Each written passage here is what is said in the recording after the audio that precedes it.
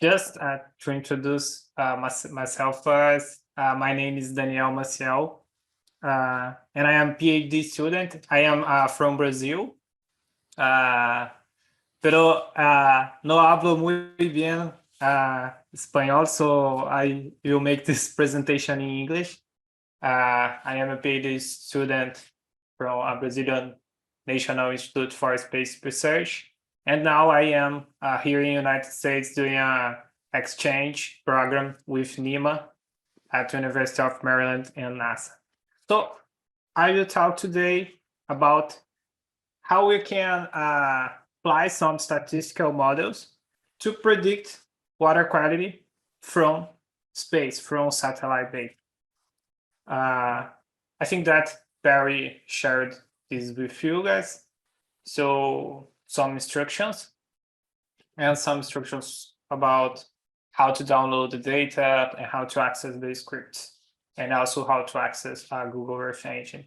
And please remember, if you want to stop me and ask some question, please feel free, and it will be good so we can make some conversation during the presentation. So feel free to ask something. As Nima showed in the presentation, the idea of remote sensing is to produce some maps from water color to predict some water quality parameters. So here I will put some examples from Brazil, but we can see here, for example, a reservoir in São Paulo city with a lot of chlorophyll and phycocyanin concentration. And we can see the green water here. Here on the right side, we can see the Patos Lagoon in South Brazil. Another type of water, brown water, with a lot of sediment concentration. If we go again to Venezuela, we can see this pattern with also a lot of chlorophyll concentration. And we go to Amazon here, we can see very close to Santarém in Pará state. We can see a brown water with this black water with high concentration of organic matter, and this brown water with high concentration of sediment. So all these colors will give us some information about what Nima commented about the optically active constituents. That's this, suspended sediment, chlorophyll, phycocyanin, CDON, and so on. But the question, and the big question, is how we go from this beautiful portrait to remote sensing spectra, and finally to a water quality parameter. I mean, how we can use the remote sensing to relate with water quality. So here is when the algorithms enters. So we can, as Nima commented in the presentation, we have some types of algorithms that we can use to predict water quality. The first type, and this was the first type of algorithms that people developed 50 years ago. So is what we call empirical. That could be single band or band ratio, but in the recent days, we are going to machine learning, neural networks, deep learning, and things like that. These type of algorithms are essentially statistical algorithms, but we can also have what we call semi-analytical algorithms. These type of algorithms are based on light transfer and radiative transfer theory, simplifications of this theory. So it's more robust, but it's kind of more complicated to be developed and evaluated. And we also have what we call analytical models that is solely based on the radiative transfer theory, that it's very hard to model and develop. So The more simple but very effective is this type of argument, the empirical type. And this is the type that we'll be talking about today. So we will talk about single band empirical algorithms. So it's simple but very effective in providing water quality maps of, for example, suspended sediments in a local scale. So, and how we do that? Imagine that we have this graph, the reflectance or the remote sensing reflectance that Nima commented, and sediment concentration. And we collected a lot of data, and we can create what we call a regression model, like with a line here.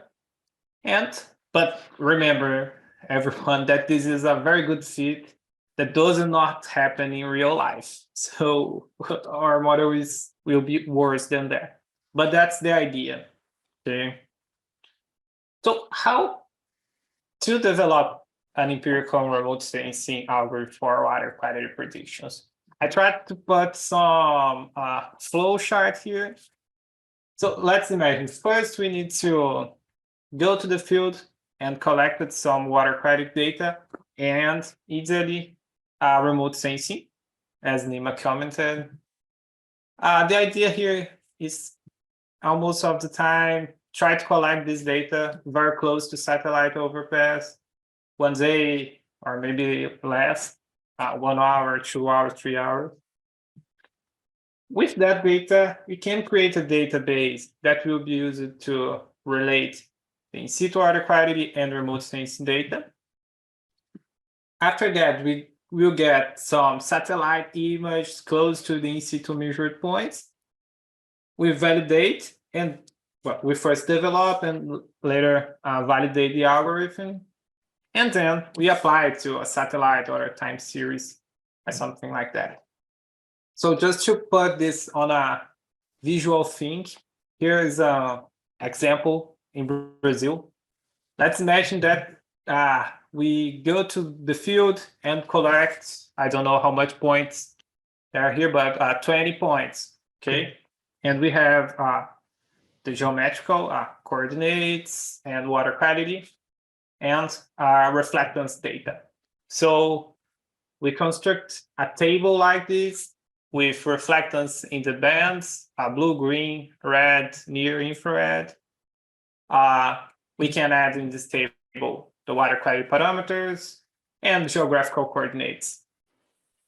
With that data, it could be used to create, for example, PSS, or total sediment concentration relationship with red bands. That will be something like this graph, if we have lucky, of course, but we use something like that.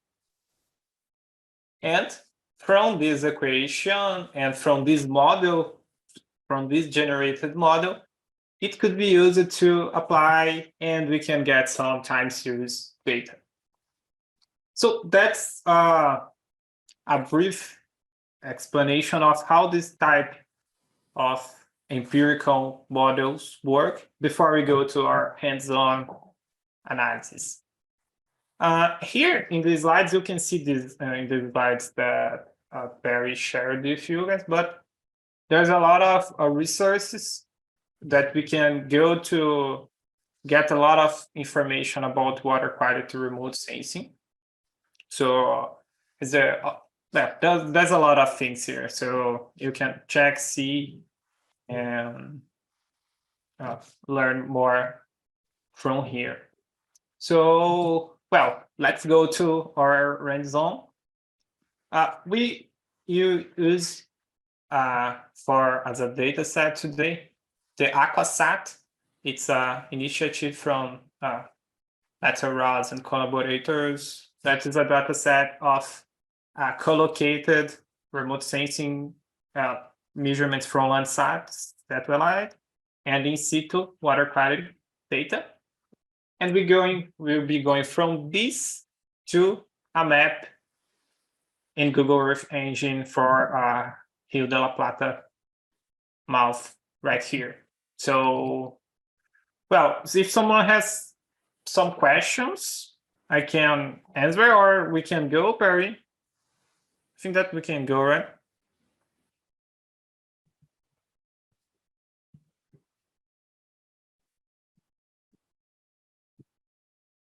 So will keep going. So I have shared, and you can find on GitHub here a CSV file on data, on a CSV file that has the data from Aquasat. So I have also downloaded that, and I have it open on my Excel. So we are going to explore and understand how this type of data set is organized before we jump to Google Earth Engine. So Daniel? Hi, yes. Yes, this is Perry. I just want to ask the room very quickly before we move on. Does everyone have this data and know where to find it? It should be on your computers. Nods? Okay, great. Well, you can keep going. Okay, great. So if you want to read more about this data set, there's the paper. But just to give some introduction, here's a compilation with a lot of Landsat observations from Landsat collection 1 with data atmospherically corrected and collocated with a lot of water quality parameters. So if we can go here, we can see that they have chlorophyll concentration, dissolved organic carbon. Here, I think that is a percentage of sand, sec depth, total suspended sediments. Well, that's it. And we have some other information such as cloud percentage and things like that. So the first thing that we need to do with this data set here, it's convert. You can see that, for example, for blue bands, the values are 200, 500, and so on. So this data is not in remote sensing reflectance. That is the unit that we need to use to calculate, to develop the models. So here I will just create, if my computer doesn't explode, a new table, a new column to convert all the bands to remote sensing reflectance. And how I do that? I will create a table called blue RS, and this will be this value divided by 10,000 and multiplied by pi. Why I'm doing that? It's because this data come from a Landsat collection 1 surface reflectance product, and they have a scale factor. So to convert these data to reflectance, you should divide by 10,000. So that's why I divide by 10,000, and I divide by p to convert reflectance to remote sensing reflectance. Okay. Right. Great. So, but in our case here, the idea is to estimate total suspended sediment concentration. And for that, we will use the red band. So I will go in here to the red band and do the same thing. I will create the column red RS. This will be this value divided by 10,000 multiplied by pi. And I can click here to apply to all the other cells. So we have this data in remote sensing reflectance now. Okay. Make sure everyone's following along with these steps. Yeah, it's okay. Let's see. Any questions on the exercise so far? blue, green, and red is the questions? Do you do this for all 3 bands? Yes, we can do this for all the bands, but I want to develop the model using only one band, only the red band. So I will apply this conversion, this scale factor, just to red band, but I can do for all the other ones if I want. Fantastic. And I think also we will make sure that this new spreadsheet is uploaded to GitHub afterwards. Okay, I can So- share it too. Exactly. Yeah. So if you're not, Great. if you're need more time or want to go back recording later, we will have this document for you. So don't worry about That's that. great. Perfect. Great. So so as you can see here, we have a lot of data, a lot of. I think that it's more than it's so many points. But if in this case I want to select only points very close to satellite overpass and without clouds and far from land pixels. So to do that, I will create a filter here on Excel. Please, guys, remember that all these things could be also be done in Python or in R. The idea here is just to show how to do that in Excel. Then we will jump to GE after that. So I'm going here to the last columns. Oh, okay. We have a column called clouds. This is a mean value of cloud probability for a 200-meter buffer.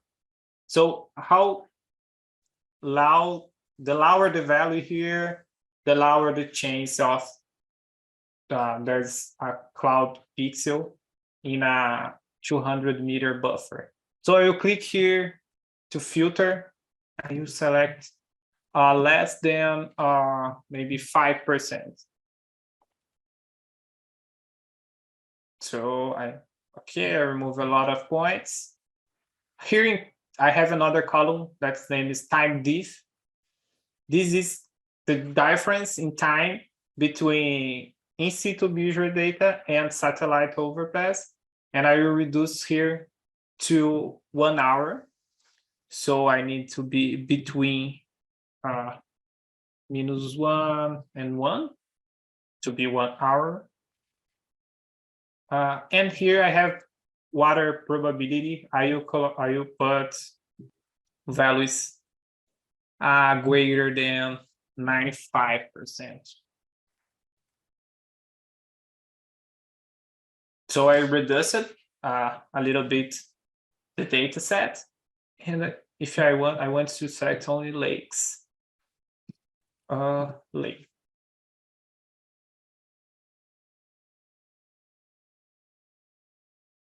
Running. Okay. Now I have filtered, and I can see that there's a little bit less data. And I want to develop the model only for TSS using the red band. So don't use this big table. Okay, I need to remove invalid TSS also. I'll click here. Okay, I'll add another table here just by copying TSS and red remote sensor reflectance. I am copying, I create a new table and paste. So we can now create a graph here and see the results. And we can see that it's not good. We can see any trends, but there's a lot of strange points with high remote sensor reflectance value and very high TSS. So let's remove this data. I will sort by largest to smallest. Let's remove these very high TSS points. And let's do that to remove this strange remote sensor reflectance point too. Oops, this was here. Yes, this is all. We have at the end 500 points. I don't know if it's small, but for all that data set, we got 500 points. So this is the scatter plot of our remote sensing reflectance here and TSS here. So as you can see, the results not good.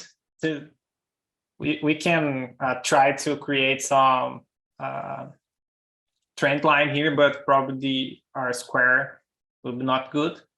But what we are trying to do today is not care so much about model accuracy, but more on how the method works. Okay. But one point here that could help is to apply a logarithm scale to try to get some better results. So let's try to do that. I'll create again a new table here called log red RS, and I will apply the ln logarithm here and ln TSS too. This is interesting because we will try to remove some non-linearity between the data. And we can try to put this in a graph now. Let's see.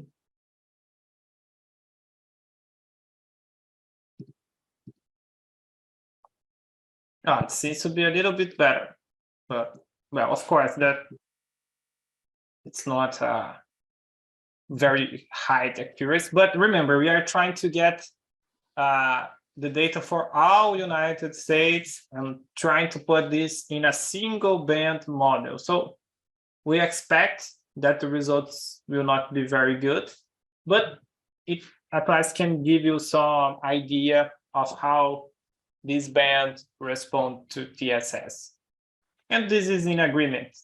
I mean, how much more TSS, the higher is the reflectance. So we can now add a trend line, display equation, and we can, it's big enough, or you can see the values here. Let me see if I can increase the size. Oh, that's good. So we see that we can create a model with 0.25 of R squared and with the equation here. Again, it's not good, but if you have some data measured, for example, in Rio de la Plata Basin, you can create your own database and do the same process. And probably the result will be much better. So, are you guys, anyone has some question here before we jump with this equation to Google Earth Engine? Any questions on just what Daniel has shown so far? Okay. And again, we will have this table, and there will be, this session is being recorded. So I know some of the steps. If you didn't get to do it in real time, you can always refer back to it and see just how simple it is really to create a water quality model with a single band and looking at that relationship between that and total suspended solids. So I don't see any hands, so we can move forward. Great. So that we have this equation that is giving us the relationship between remote sensing reflectance and TSS. So with this equation, we can go to GE and apply this equation to get some TSS maps. So that's what we're gonna do now. I'm gonna jump here and have some things running here, but so if you I will share this link here, Perry, if you again, because I have included something. I think if I share to anyone, I have included some just a new thing in the end of the script, but the rest of it's all the same. So the idea here, guys, is to use this equation to predict TSS. So just let me ask you a question. Someone are familiar with Google Earth Engine? How much of you guys have used it before?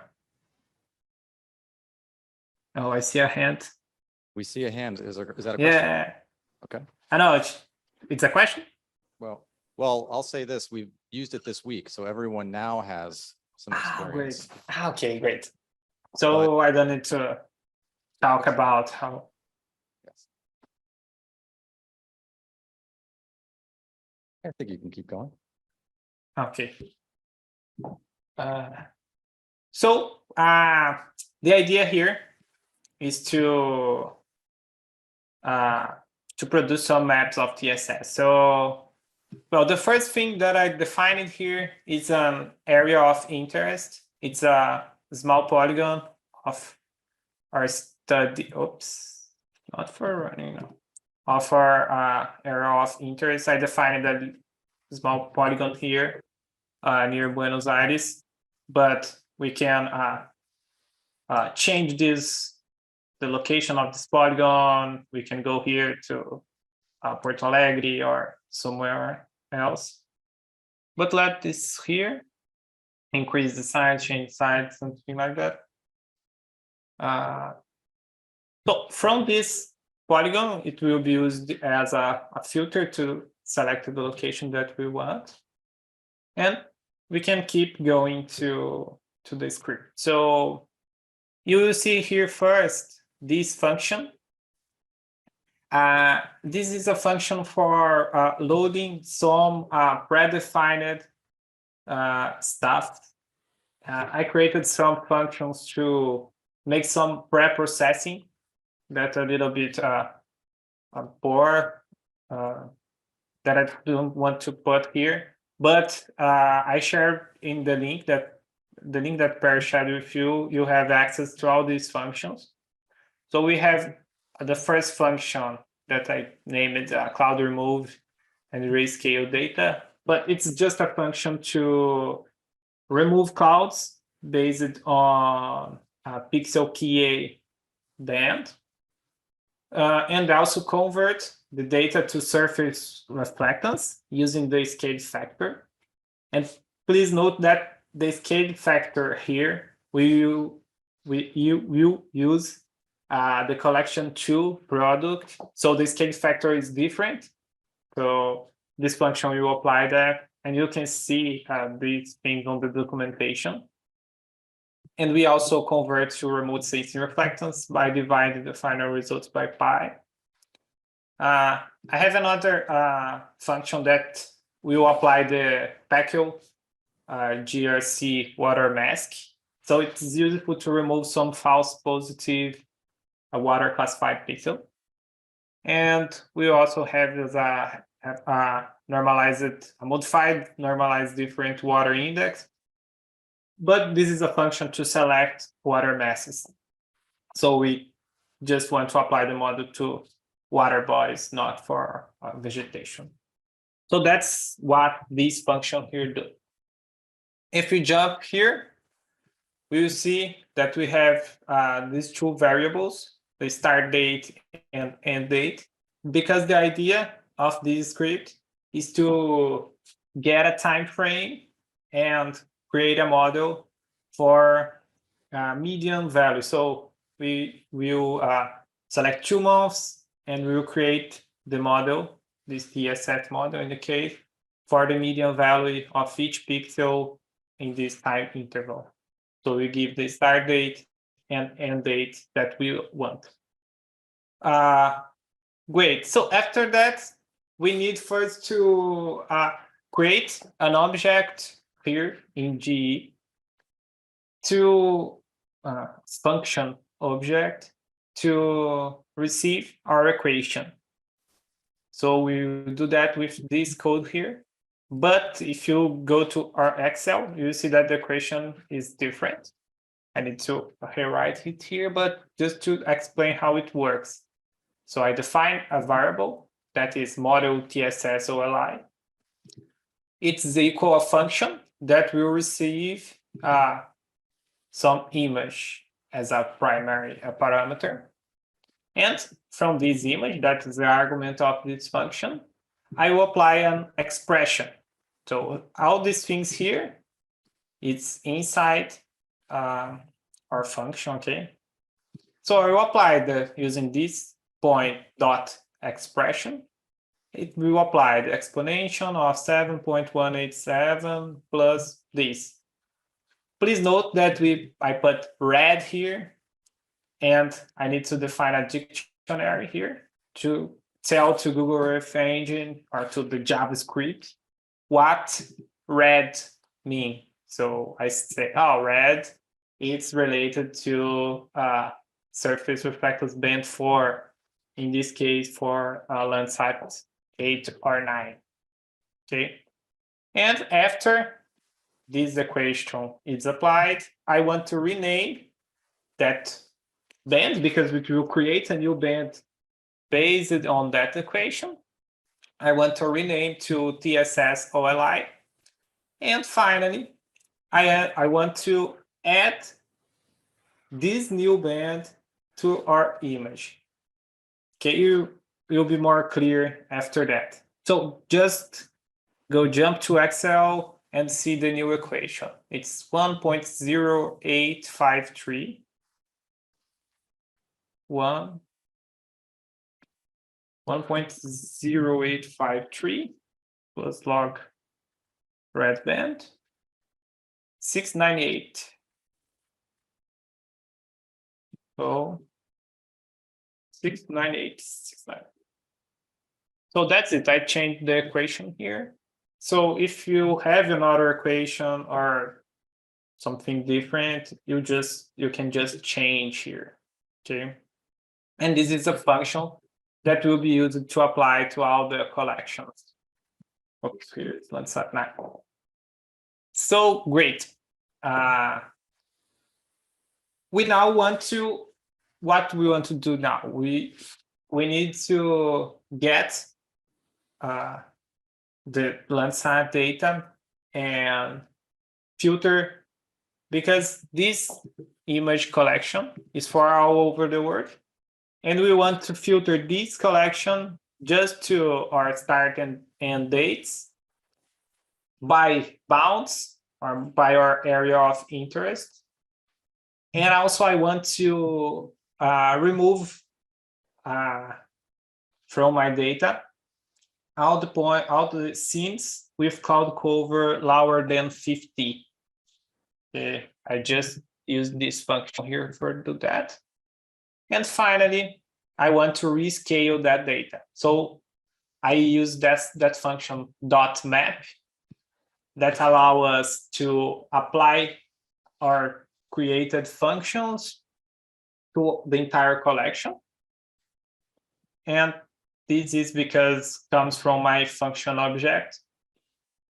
And this is the name of the function that I gave. So let's run just this part of script and see what we have. And I will print. Yes.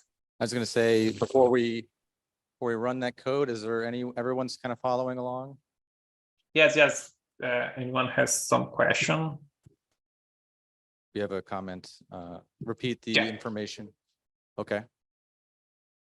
Yeah, so there was a, okay. So actually we have a whiteboard in the room, and the question was, can we repeat the equation that you made in Excel? Because that is what you are changing in the GEE. Okay. So if you repeat it to me, I can write it on the board here.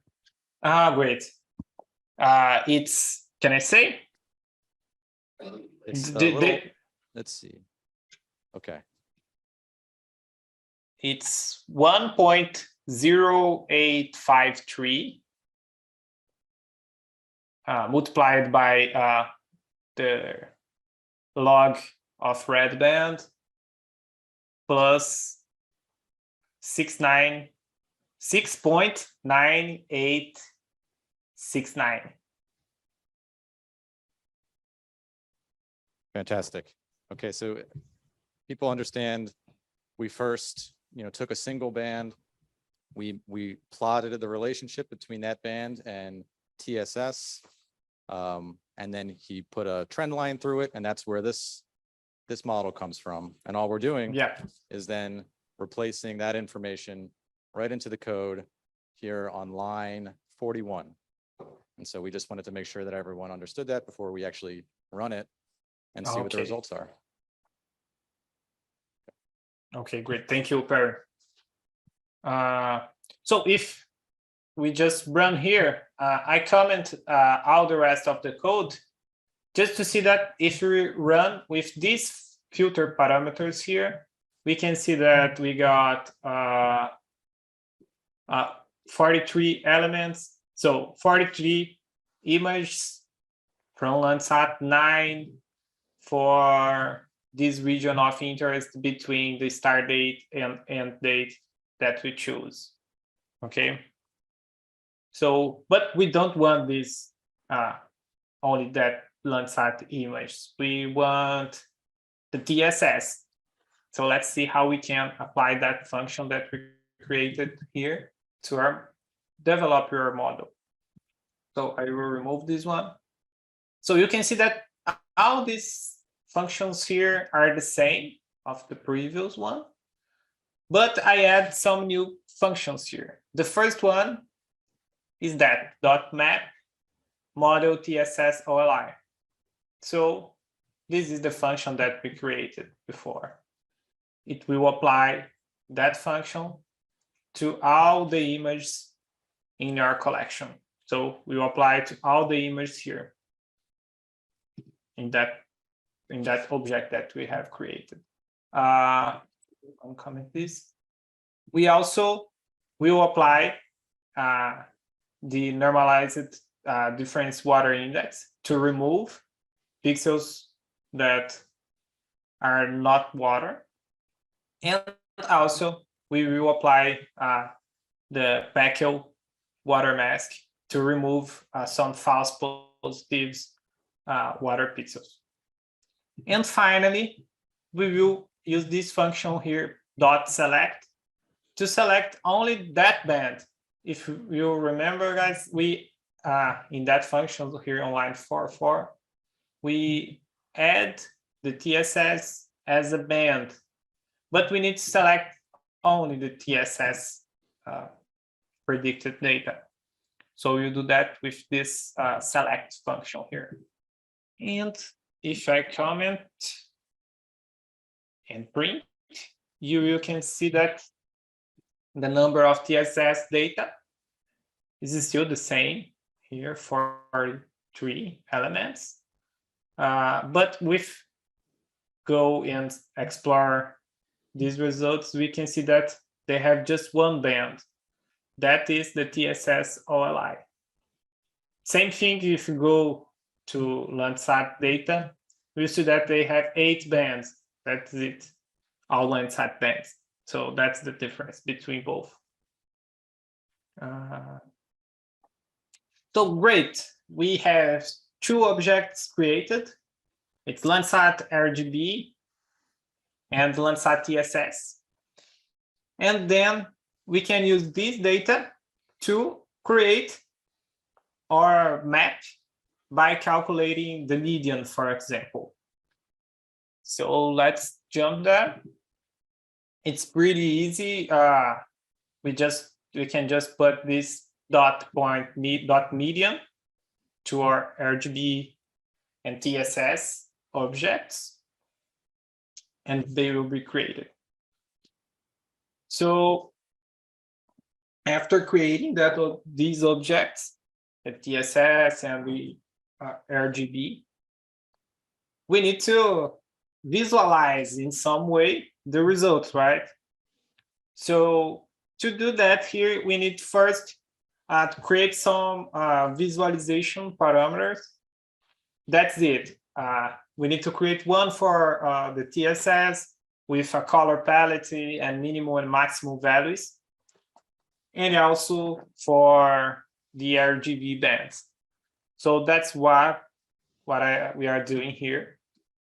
First, we create this visualization for Landsat TSS with minimum and maximum values, and with this palette with the colors in the name of colors here.